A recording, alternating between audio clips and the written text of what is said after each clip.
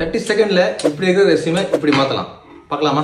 Hard working, passionate, team player, இந்த words எல்லாம் ஹெச்ஆருக்கு தோசை கூட ஸ்பூன் அண்ட் போர்க் கொடுக்குற மாதிரி இருந்தும் ஒரு யூஸ் இல்லை. நான் சொல்ற இந்த 5 பாயிண்ட்ஸ் நோட் பண்ணி வச்சுக்கோங்க. இதுதான் உங்க ரெஸ்யூம்க்கு 5 ஸ்டார் மசாலா ரெசிபி மாதிரி. ரெஸ்யூம் ஸ்டார்டிங் ஸ்ட்ராங்கா வச்சுக்கோங்க. ப்ரொபோஷனல் சம்மரியில கிளியரா மென்ஷன் பண்ணுங்க 5 years experience in South Indian cuisine, fine dining, Chettinad, coastal region, இந்த மாதிரி என்ன ஸ்பெஷலிஸ்டோ அதை கிளியரா மென்ஷன் பண்ணுங்க. சிக்னேச்சர் டிஷஸ் ஹைலைட் பண்ணி காமிங்க.